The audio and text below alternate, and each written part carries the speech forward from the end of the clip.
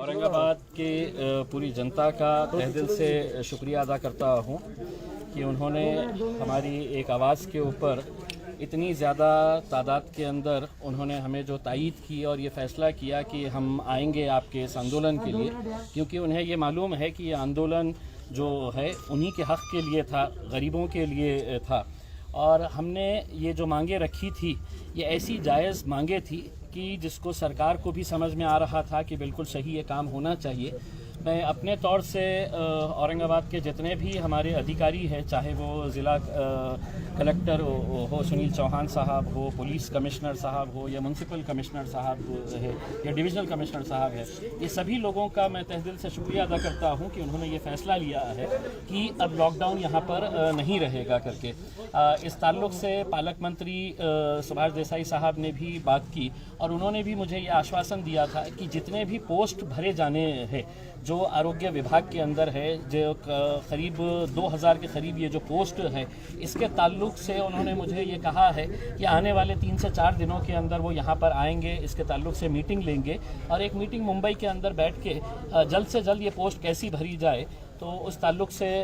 इसका फ़ैसला लिया जाएगा। तो मैं इन तमाम लोगों का शुक्रिया अदा करता हूं और साथ ही साथ अपने लोगों से ये कहना चाहूँगा, औरंगाबाद ज़िले के तमाम लोगों से ये कहना चाहूँगा कि अभी कोरोना पूरी तरह से गया नहीं है। हमारी सबकी ये जिम्मेदारी है कि हम कोरोना के अंदर जितने भी जो प्रिकॉशंस लेने चाहिए, चाहे वो मास्क पहनना हो या जो भी प्रिकॉशंस लेना है, ये जो फ़ैसला सरकार ने लिया है ये जानते हुए, प्रशासन ने ये जानते हुए कि हाँ यकीनन इसकी वजह से है तो गरीबों को नुकसान होगा, गरीबों के कारोबार के ऊपर इसका असर पड़ेगा, उनके खाने पीने की तकलीफ़ों का मसला आ जाएगा, तो उन्होंने इसको कैंसिल किया है। मैं इसका पूरे तहे दिल से शुक्रिया अदा करता हूँ। अपनी तमाम पूरी टीम का शुक्रिया अदा करता हूँ जिन्होंने दिन और रात मेहनत करके लोगों को ये समझाया था कि ये जो लड़ाई है ये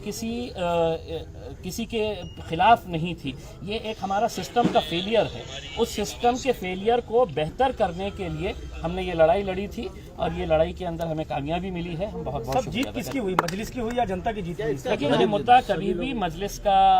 था ऐसा नहीं है। ये अलग बात है कि अगर मैं खासदार हूँ, मैं अगर मेंबर ऑफ पार्लियामेंट हूँ तो किसी एक पार्टी का हूँ, मैं यकीनन MIM पार्टी का मेंबर ऑफ पार्लियामेंट हूँ, लेकिन जब आप चुनकर आ जाते हैं तो आप पार्टी के MP नहीं रहते हैं, आप जनता के MP रहते हैं, जनता के साथ।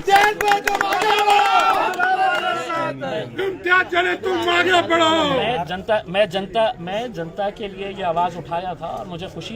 है कि इससे गरीब लोग बहुत ज़्यादा खुश होंगे क्योंकि उनकी तकलीफ़ें हमें देखी नहीं जा रही थी। अगला आदेश अगर मुख्यमंत्री साहब ने कहा कि कभी भी अगला आदेश आ सकता है, फिर देखिए अब उन्हें एक बात ये समझ में आ गई है कि अब लोग जो है वो आपसे सवाल कर रहे हैं, हम आपका पूरा साथ देंगे। हम ऐसा नहीं है कि हम एक अड़ियल रवैया अपनाएंगे और हम ये कहेंगे कि हम जो कह रहे हैं वो सही है, लेकिन अगर चर्चा करके, अगर बातचीत करके, अगर हर एक का, देखिए कोरोना को भगाना है तो सिर्फ प्रशासन में बैठे हुए लोगों की जिम्मेदारी नहीं है, ये तो जनता की है, लोक प्रतिनिधि की है, सबकी है। हम सब मिलकर इसके ताल्लुक से जो भी अच्छा फैसला रहेगा उसके अंदर हम लेंगे। लेकिन हमारी जो, और ख़ास तौर से मेरी जो प्रमुख मांगनी है जिसके लिए हम ये कर रहे थे, उसमें उन्होंने साफ कहा है कि हम अगले 3 दिनों के अंदर या मैक्सिमम 4 दिनों के अंदर इस ताल्लुक से यहीं पर औरंगाबाद के अंदर एक मीटिंग लेंगे। सुनील केंद्रेकर साहब हमारे जो डिविजनल कमिश्नर है, उन्होंने खुद ने मुझसे ये कहा, वो नांदेड़ जा रहे थे, उन्होंने कहा कि मुझे आने दीजिए, मैं आते ही इस ताल्लुक से आपके साथ एक मीटिंग करके हम जितने पोस्ट भरने के हैं वो पोस्ट भरने का काम करेंगे। और हम ये समझते हैं कि ये लड़ाई हमारी जो है सिर्फ लॉकडाउन हटाना नहीं था, आने वाले समय के अंदर अगर कोरोना थोड़ा बहुत रहता भी है तो लॉकडाउन की सूरत कभी भी पैदा नहीं। अच्छा, एक आखिरी सवाल सर मेरा, जैसे कि जिस तरह पार्टियों के कई लीडरों ने आपको समर्थन किया, आज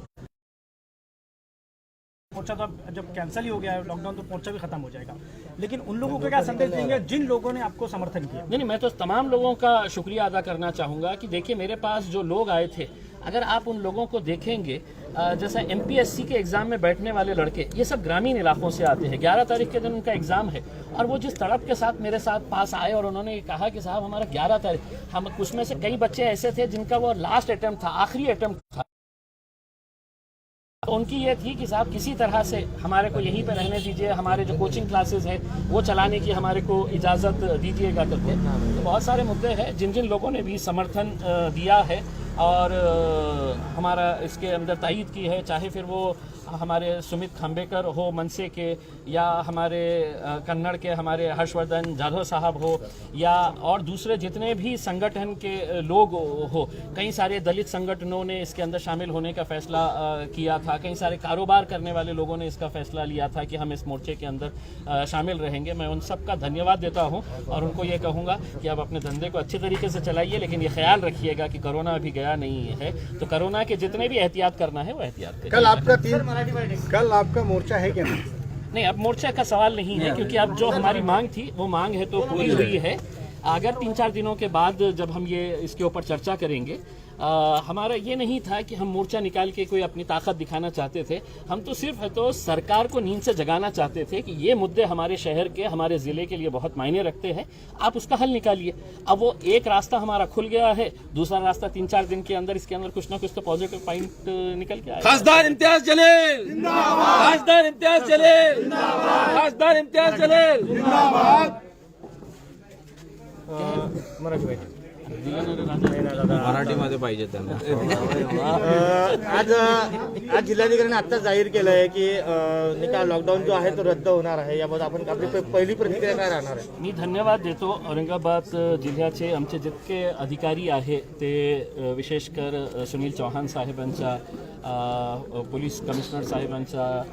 आपले विभागीय आयुक्त साहेबांच्या, महानगरपालिकाचे आयुक्त आणि rural superintendent Mokshada Patil madam यांच्या सगळ्यांचा मी धन्यवाद देतो त्यांना की